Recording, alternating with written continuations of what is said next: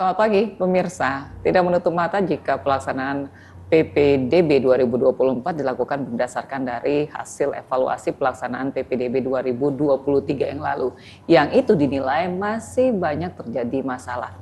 Mulai dari masalah daya tampung, pelanggaran regulasi, penetapan zonasi, dan perencanaan lainnya.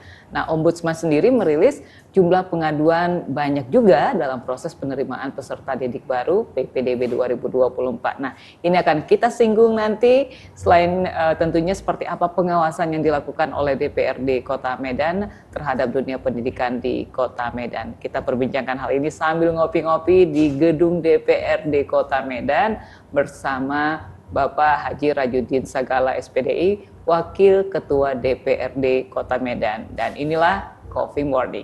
Saya Rini Aprianti. Selamat pagi Ustadz. Pagi, Assalamualaikum warahmatullahi wabarakatuh. Ya, topik kita hari ini permasalahan PPDB SD SMP. Kita lebih ke SD SMP ya. SD SMP Kota Medan dan solusinya. Itu sudah bulan 6 kemarin ya. Betul. Bulan 6 kemarin. Sejauh ini seperti apa pantauan atau pemandangan dari yang Ustadz terima? Ya, memang kami banyak menerima laporan dari berbagai sekolah ya. Karena memang kemarin banyak juga aduan masyarakat ketidaknyamanan mereka ketika mendaftarkan anaknya di sekolah SD dan SMP. Ketidaknyamanan itu muncul pertama dari daya tampung sekolah tersebut tidak sesuai dengan jumlah peserta yang mendaftar.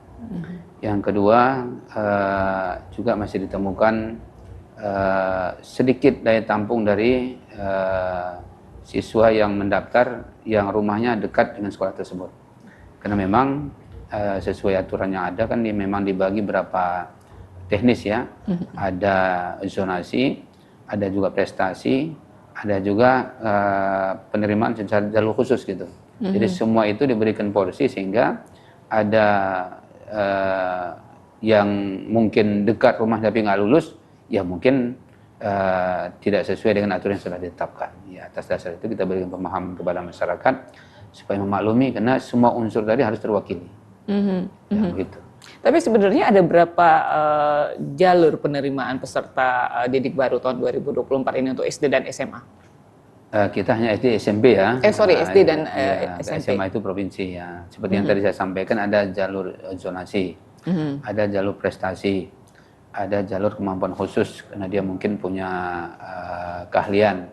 Ya, ada bukti sertifikat bahwa dia pernah membawa nama Medan di tingkat sumut atau di tingkat nasional, itu ada jalur khusus. Walaupun jumlahnya mungkin sangat terbatas. Yang banyak itu memang berdasarkan zonasi. Itu yang paling banyak penerimaannya. Padahal zonasi ini juga menjadi permasalahan bagi katakanlah yang biasanya ngurusin sekolah anak-anak itu ibu-ibu kan ya? Iya, betul. Oke, nah ini sama yang konvensional dengan yang online sama juga ya Ustadz ya? Iya.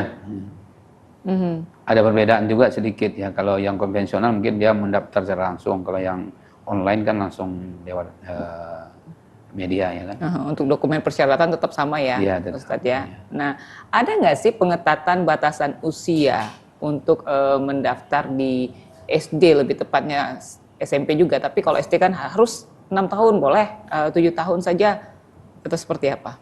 Ya, memang ada aturan ya dari Kemendikbud RI, ya dia harus tamat TK baru bisa mendaftar di SD, dan itu juga umur sudah ditentukan, ya minimal 6 tahun. 6 tahun minimal ya. Kemudian SMP juga begitu, ya jadi udah punya jajah SD baru bisa masuk ke SMP. Itu ya secara umum ditetapkan oleh Dinas Pendidikan. Karena biasanya tuh orang tua daripada di rumah aja, padahal mesti 6 tahun kurang, didaftarin juga karena udah ikut PAUD juga, udah ikut TK juga ya. Ya, makanya syarat mendaftar itu samping tadi ada surat tamat dari TK untuk masuk SD, tamat SD untuk masuk SMP juga dilampirkan akte kelahiran. Akte kelahiran. Sama kakak. Supaya ya memang betul-betul punya data yang akurat, ini anak sudah cukup umur belum. Supaya nanti tidak terkendala ketika dia nanti mendaftar ke jenjang berikutnya. Oke, nah jadi kalau dengan persyaratan-persyaratan baik itu dokumen-dokumen yang diperlukan, nah pengawasan seperti apa yang dilakukan DPRD Kota Medan? Ya, kami melalui komisi terkait, ya di DPRD Medan itu ada 4 komisi yang menangani pendidikan, itu komisi 2. Komisi 2. Komisi B, ya, sekarang komisi 2. mereka yang kita terjunkan ke lapangan kalau memang itu butuh ke sekolah, ya, kalau tidak mungkin cukup memanggil kepala sekolah atau melalui dinas pendidikan, disitulah diberikan masukan, saran dan pembahasan. Tapi selama ini ada juga beberapa sekolah yang kawan-kawan itu langsung turun ke sekolah yang bersangkutan. Tapi alhamdulillah selama ini cukup masih bisa diatasi lah. Pas kerja sama, bisa bekerja sama juga ya. Ya, walaupun ada aduan-aduan yang dari masyarakat, dari wali murid, tapi selama ini semuanya bisa tertangani dengan baik lah melalui Komisi 2. Oke, nah kalau untuk jalur khusus keluarga tidak mampu juga ada. Jadi itu ada punya syarat tertentu ya. Pertama, terdaftar penerima BPJS PBI. Nah, berarti dianggap ini kurang mampu. Yang kedua, penerima KIP Kartu Indonesia Pintar, atau di Medan namanya PIP, ya, atau BSM, siswa miskin gitu. Itu menjadi prioritas utama, tapi jumlahnya juga sedikit, cuma 10%. Yang besar itu adalah zonasi, itu 60%. 60% Iya. zonasi. Iya. Itu kita belum lihat lagi lebih detail masalah-masalahnya ya, Ustadz ya. Nah kalau Iya. untuk sekolah swasta sama perlakuannya dengan sekolah negeri? Ya, secara umum sama. Secara umum sama, walaupun mungkin ada perbedaan, tapi ya sangat sedikit. Oke.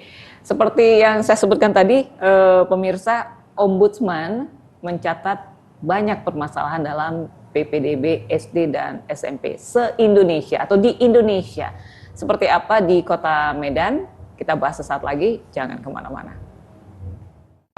Garuda TV sebagai official broadcaster mempersembahkan puncak pencapaian dari para manusia super di dunia. Tayangan eksklusif pesta olahraga manusia super termegah di dunia.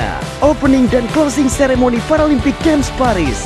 Ikuti perjalanan setiap aksi para manusia super dalam Paralympic Games Paris 2024 di Jurnal Merah Putih. Siaran langsung live pertandingan dari para kontingen manusia super dalam arena Paris. Saksikan laporan mendalam para manusia super di Paralympic Games Paris 2024 dalam laporan 8 pagi, laporan 8 siang, laporan 8 malam.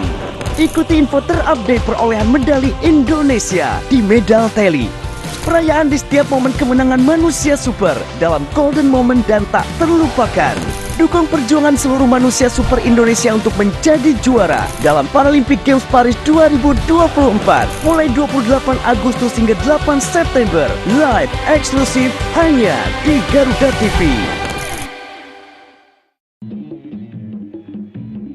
Kelihatannya anak itu semakin akrab saja dengan juragan. Beberapa kali pulang larut malam. Barang siapa yang tidak membayar bunga saka, surat akte tanahnya akan menjadi milik PT Bos Carmat. Mari.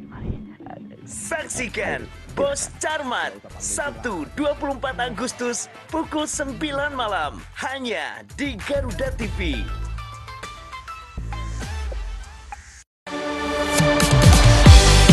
Sambut kemeriahan kompetisi bergengsi dunia Paralympic Games Paris 2024.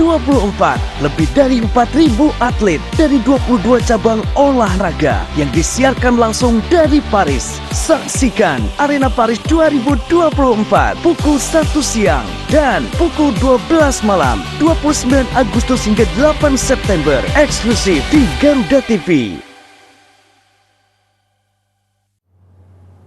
Baik pemirsa, seperti yang saya sebutkan tadi, Ombudsman mencatat banyak permasalahan dalam pelaksanaan atau PPDB SD dan SMP di Indonesia. Bagaimana dengan PPDB di Kota Medan? Permasalahan PPDB SD dan SMP Kota Medan dan solusinya menjadi bahasan kita di Coffee Morning untuk hari ini. Bareng saya Rini Aprianti dan ada Ustadz Rajudin Sagala, Wakil Ketua DPRD Kota Medan, dan kita siaran di Gedung DPRD Kota Medan. Ustadz, catatan Ombudsman itu banyak sekali permasalahannya, dan ini sudah sebulan lebih ya berjalan ya. Ada tidak hasil temuan atau dari pengawasan DPRD terkait dengan permasalahan-permasalahan itu? Ya, dari hasil temuan kita di lapangan, memang ada beberapa hal yang perlu kita berikan masukan ya, ke pihak pemerintah, dalam hal ini Dinas Pendidikan terkait PPDB. yang setiap tahun ini dilakukan oleh sekolah ya.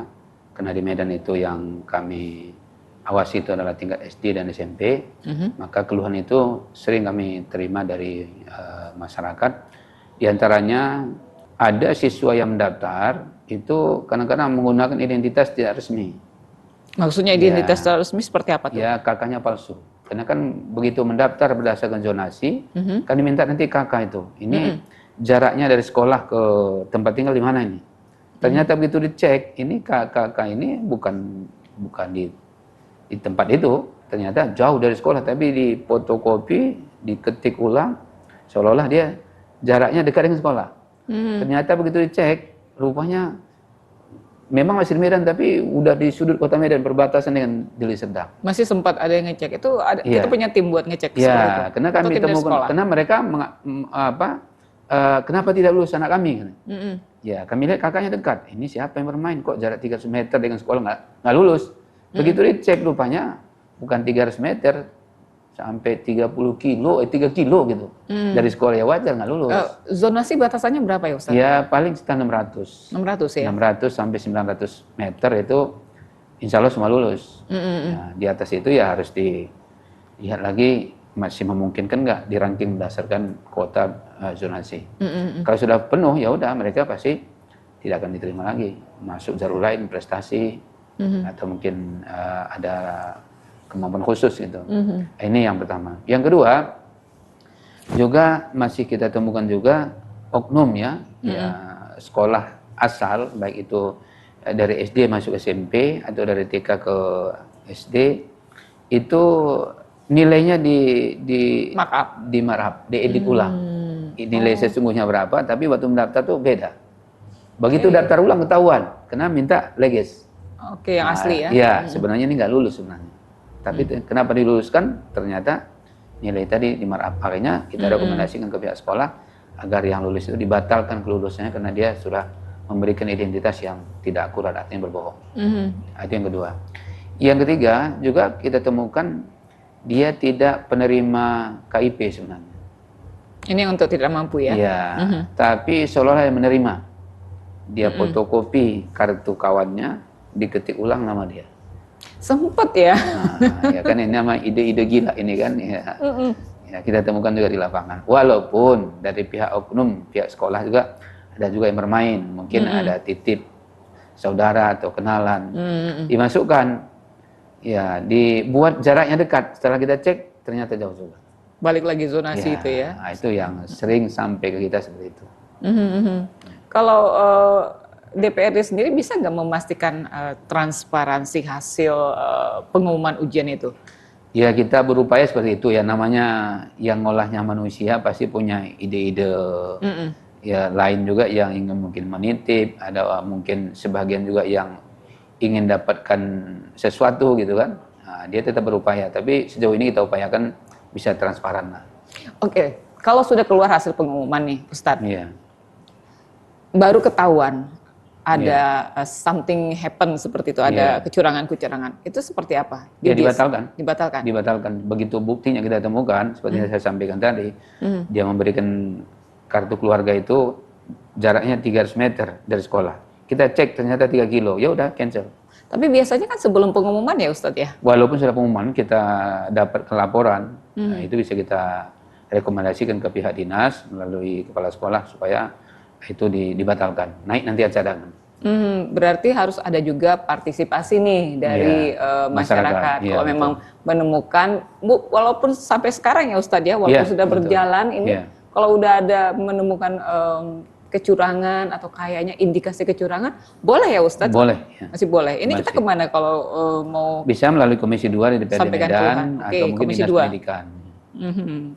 Oke. Nah, selain masalah zonasi, kan nggak mungkin hanya 600 meter ya Ustadz ya, 3 kilo masih boleh dong ya?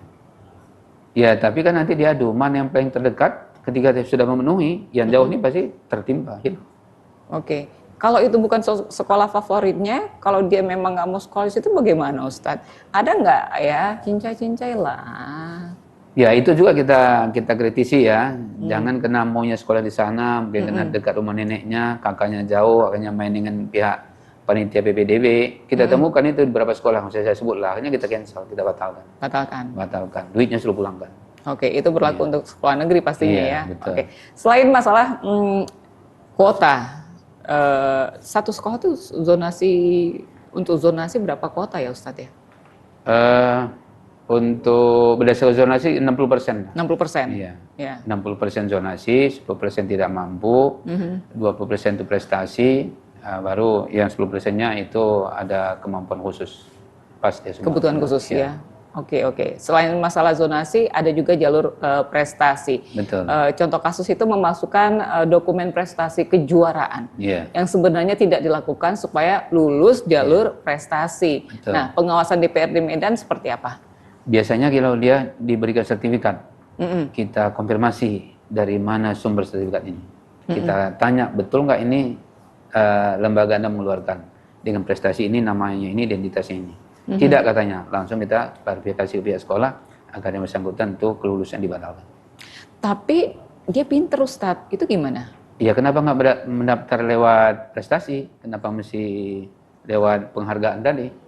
Kan dia nilainya tinggi, ya daftar lewat nilai. Kalau dia yakin pinter kan? Oke, kalau yang afirmasi itu seperti jalur afirmasi kan, katakanlah dia yang seperti Ustadz sebutkan tadi. Iya. Dia sebenarnya tidak layak untuk menerima, karena sebenarnya mampu tidak mampunya itu perbedaannya di mananya nih Ustadz nih, selain kita lihat dari KIP-nya ya, KIP. Ya dari sisi penghasilan ya kan, secara ekonomi dia mungkin kurang mampu, ada dilampirkan surat keterangan tidak mampu dari kelurahan bahwa penghasilan orang tuanya di bawah MK, itu juga dipertimbangkan. Tapi banyak juga yang nilep ya Ustadz ya, banyak juga yang bohong ya. Ya namanya mereka berupaya supaya anaknya bisa lolos ya, berbagai cara dilakukan. Tapi insya Allah kita lakukan pengawasan, kalau ditemukan ada bukti itu bisa kita rekomendasikan untuk dibatalkan. Oke, itu baru dari segi orang tua dan murid. Saya penasaran dari sisi sekolahnya, katanya ada jual beli kursi, ini seperti apa? Nanti kita bahas di sesi berikutnya Ustadz ya, dan kemana-mana.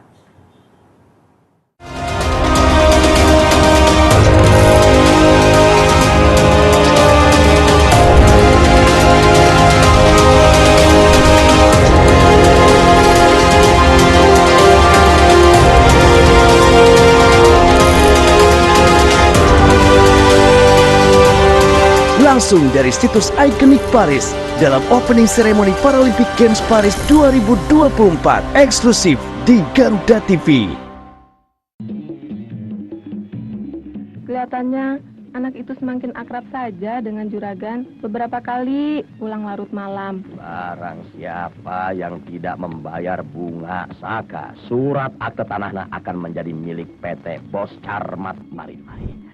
Saksikan Bos Carmat Sabtu 24 Agustus pukul 9 malam hanya di Garuda TV.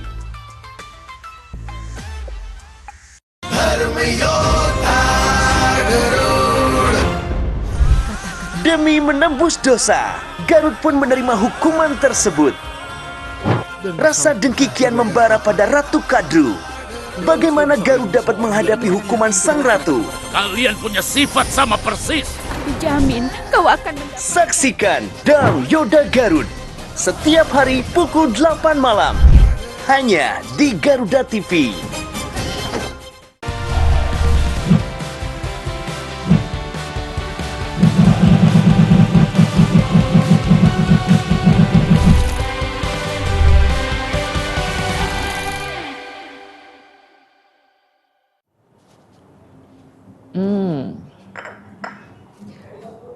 Baik, masih di Coffee Morning, masih bareng saya Rini Aprianti dan Ustadz Rajudin Sagala, Wakil Ketua DPR di Kota Medan. Kita masih bicara mengenai PPDB Kota Medan ya, tentunya. Semua teman permasalahan yang dibahas tadi masih dari sisi orang tua atau dari sisi murid. Bagaimana dari sisi sekolah? Ya, jual beli kursi ada nggak sih ditemukan di Medan, Ustadz? Iya. Ada, walaupun mungkin sudah sangat menurun jauh dibanding tahun-tahun sebelumnya. Dibandingkan dengan tahun 2020? Tahun sebelumnya ya. Tahun sebelumnya ya. Tapi masih ada juga? Masih ya, namanya orang berupaya masuk ya segala cara dilakukan, termasuk juga ya sampai bayar membayar gitu. Oke. Yang tidak kalah penting adalah isu ketidak transparan pengumuman hasil PPDB. Itu seperti di provinsi tetangga kita di Riau dan di Aceh. Untuk Sumut atau lebih khususnya ke Medan tidak ditemukan kejanggalan-kejanggalan pada hasil pengumuman. Kalau untuk Sumut ya khususnya Medan, kami melihat sudah jauh lebih baik lah. Karena bagi orang tua atau siswa yang ingin pengumuman tidak mesti harus datang ke sekolah, bisa langsung akses lewat online. Dan itu sama antara yang ditempel di sekolah dengan yang diumumkan via online. Dan selama ini belum kita temukan laporan masyarakat antara pengumuman secara langsung dan online itu berbeda. Oke. Ya, berarti ketransparan itu sudah semakin terbuka gitu. Oke. Nah, kalau begitu Ustadz, ada nggak sih rapat koordinasi dengan pemangku kepentingan yang dilakukan dalam hal pengawasan PPDB?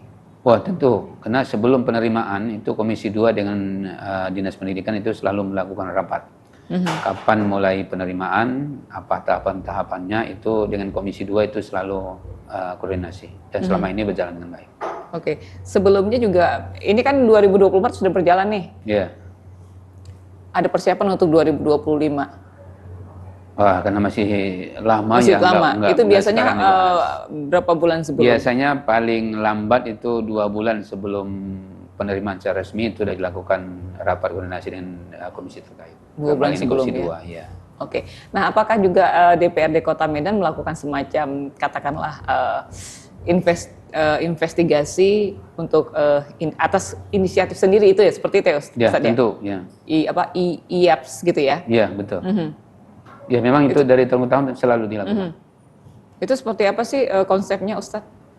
Ya tergantung hasil komunikasi dengan dinas, dengan sekolah yang bersangkutan. Kan masing-masing sekolah juga beda, seperti yang di Medan Utara beda tentu dengan Medan Kota gitu. Oh ya, itu dilihat dari apanya perbedaannya? Ya kalau di Medan Utara itu kan sekolahnya itu kan agak jaraknya jauh. Tentu berbeda dengan sekolah yang ada di Medan Kota. Jadi kan termasuk nanti penerimaan jalur zonasi itu lebih tinggi dibanding jalur yang lain di kecamatan lain. Karena di Medan Utara itu jumlah sekolah sangat terbatas. Kalau kita pastikan penerimaannya berdasarkan zonasi itu sekian meter, 300 sampai 900, itu mungkin banyak anak-anak itu yang tinggal di pinggir sungai tidak akan masuk. Maka kita berikan ruang, karena sekolahnya terbatas, kemudian jaraknya cukup jauh, kita berikan ruang yang lebih besar dibanding kecamatan-kecamatan yang lain yang ada di Kota Medan. Oke. Ya, sebenarnya untuk mengcover semua itu kita punya dana ya, Ustadz ya? Ya, ini memang sedang kita berikan perhatian khusus untuk Medan Utara, karena ke depan mungkin kita akan usulkan untuk mendirikan sekolah yang baru, gedung baru, ya, supaya nanti anak-anak yang pinggiran Belawan itu bisa masuk pendidikan semuanya, walaupun mungkin jaraknya jauh, kita perdekatlah yang arah-arah sana yang ada lahan yang bisa kita bangun untuk mendirikan sekolah. Ada 2 itu, sekolah dan puskesmas akan mau dibuat yang gedung baru gitu, supaya nanti dia tampungnya bisa terpecah ya. Walaupun sebenarnya kita tahu Wali Kota Medan juga sudah membuat menambah sarana ya, seperti mobil bus sekolah ya. Iya betul. Itu sudah lebih efektif rasanya ya. Ya itu kan bagi anak sekolah yang memang bisa dijangkau bus. Tapi ada di antara siswa itu yang tidak bisa dijangkau bus, masih menggunakan sampan, perahu. Nah ini kan sampai dulu di tujuan baru naik bus. Ya, perahunya kan belum ada sarananya. Nah, makanya kita dekatkan gedung sekolah itu di pinggiran tempat mereka tinggal supaya tidak terlalu memakan waktu untuk berangkat ke sekolah. Oke, jadi sebenarnya kalau untuk kajian sistemik sendiri apa juga dilakukan oleh DPRD Kota Medan, memahami permasalahan-permasalahan yang sudah ada gitu ya, sudah timbul atau yang akan timbul atau yang sedang katakan ditangani seperti itu? Ya semua kita akomodir ya. Lagi-lagi memang karena keterbatasan APBD, maka kita prioritaskan mana yang lebih penting dulu. Nah, tapi untuk tahun depan Medan Utara ini kita menjadi prioritas agar anak-anak yang di pinggiran laut itu mereka bisa masuk sekolah semua. Maka kita usahakan ketika nanti ada lahan yang sudah tersedia, mungkin kita akan usulkan melalui APBD nanti untuk didirikan sekolah yang baru, baik itu SD maupun SMP.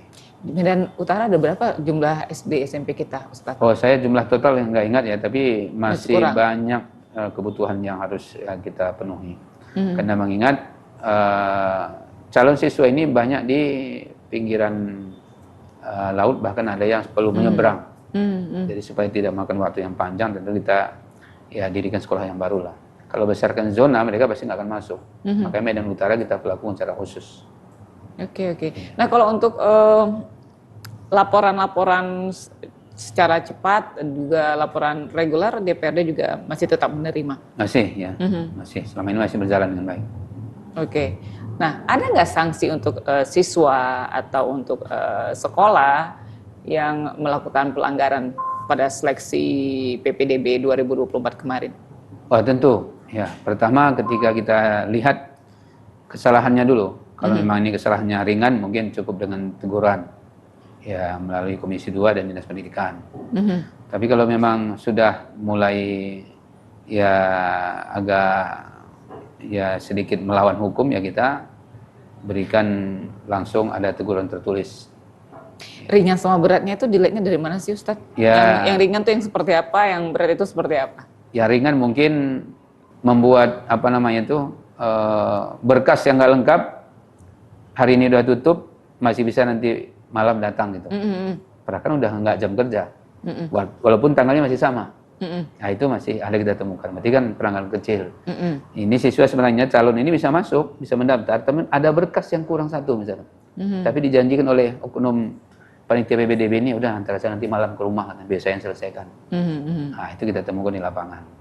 Oke. Kalau yang berat tadi termasuk memalsukan identitas, dia tidak penerima KIP atau nilai raportnya tidak segitu, supaya diterima jalur prestasi dinaikkan angkanya.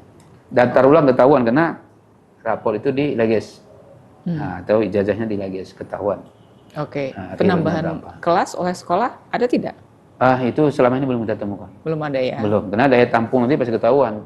Ketika melebihi di sekolah itu, nggak akan mungkin terjadi. Karena lokalnya di mana? Ada nggak list rekomendasi perbaikan-perbaikan sebagai solusi untuk tahapan seleksi PPDB selanjutnya dari DPRD? Iya, ada beberapa memang. Pertama terkait ketransparanan PPDB, baik saat mendaftar maupun saat pengumuman. Yang kedua, panitia itu harus di-SK-kan oleh Dinas Pendidikan, supaya nanti jangan main comot tengah jalan, karena ini ada saudara masukkan, akhirnya dia mengaku panitia gitu. Nah, itu kita usulkan juga. Tapi jumlahnya kan tetap ya? Ya, cuma orangnya berbeda. Oke. Ya, tadinya si A, Ganti orang ya? besok udah si B. Kenapa? Ada kepentingannya di sana, rupanya mau nitip seseorang gitu. Yang ketiga, itu tadi, dipastikan data ini tidak ada yang memalsukan. Yang keempat, jangan sampai ada sudah waktu habis tapi masih bermain. Itu yang kita terima laporan. Terakhir Ustadz, apa ini harapan terhadap hasil PPDB SD SMP 2024 dan sekaligus juga himbauan kepada sekolah juga orang tua, wali murid SD SMP yang kelak atau yang sudah kemarin itu menghadapi ujian seleksi? Ya, pertama yang kita sampaikan kepada pihak orang tua, ya pilihlah sekolah yang memang betul-betul menjadikan anaknya menjadi anak cerdas. Kedua, berikan pencerahan terhadap anak, jangan diberikan calon-calon yang bisa berbohong sampai memberikan identitas yang tidak sesuai. Ya, yang ketiga, ketransparan pihak PPDB, ya, baik saat pendaftaran maupun saat pengumuman. Oke. Ya. Kita berharap semoga nanti PPDB 2025 itu sudah belajar dari list-list rekomendasi yang Ustadz sebutkan tadi ya Ustadz ya? Iya, betul. Baik. Terima kasih Ustadz Rajudin. Ya, sama-sama. Pemirsa, demikian ngopi-ngopi kita bersama Bapak Haji Rajudin Sagala, SPDI, Wakil Ketua DPRD Kota Medan dengan topik permasalahan PPDB SD SMP Kota Medan dan solusinya. Saya Rini Aprianti, nantikan Coffee Morning hanya di Garuda TV bersama Anda untuk Indonesia. Selamat pagi. Mari Ustadz. Yuk. Ngopi lagi.